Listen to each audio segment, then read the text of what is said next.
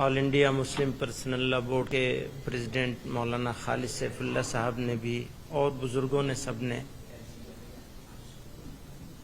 اس وقت کا جو سچویشن ہے اور اس سچویشن کا کیا امپیکٹ پڑ سکتا ہے اس کے اوپر روشنی ڈالی ہے.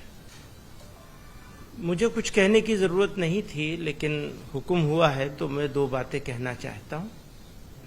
ایک تو یہ کہ انڈیا کا جوڈیشیل سسٹم یہ اس کے اوپر بہت بڑا کوشچن مارک آ گیا ہے. جس طرح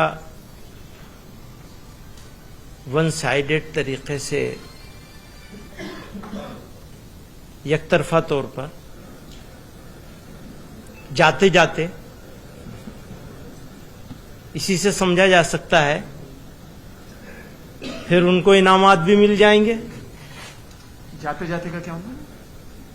ڈسٹرکٹ کورٹ کے جج صاحب نے جاتے جاتے ریٹائرمنٹ سے ٹھیک پہلے آخری فیصلہ کیا اس طرح کا فیصلہ دے دیا اور پھر اوپر کی عدالتیں ٹیکنیکل ریزن سے اس فیصلے کو میں دخل دینے کو تیار نہیں ہیں تو ایک پارٹی کا تو پورا حق مارا گیا. کہاں جائیں گے؟ کس کے پاس جائیں گے؟ کہاں روئیں گے؟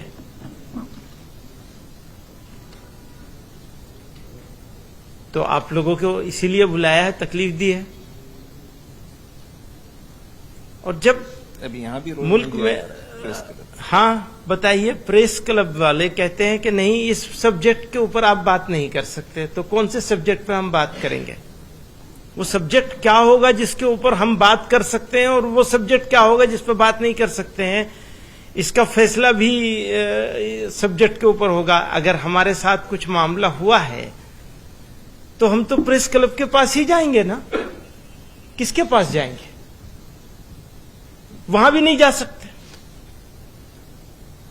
تو ایسی سچویشن میں ہم کھڑے ہیں کہ ہماری سمجھ میں نہیں آتا کہ ہم کیا کہیں اور کیا نہ کہیں.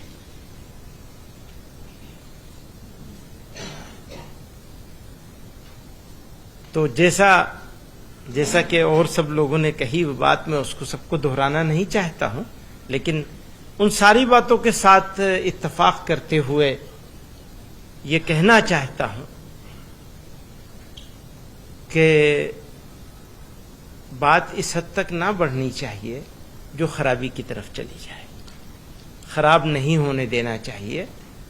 ملک کو بڑی تکلیفوں سے، بڑی قربانیوں سے، بڑی جد و جہد سے آزاد کرایا گیا ہے اور اس ملک کو بنانا، بسانا، آگے بڑھانا، لے کے آگے چلنا ہم سب لوگوں کا ساجھا ذمہ داری ہے.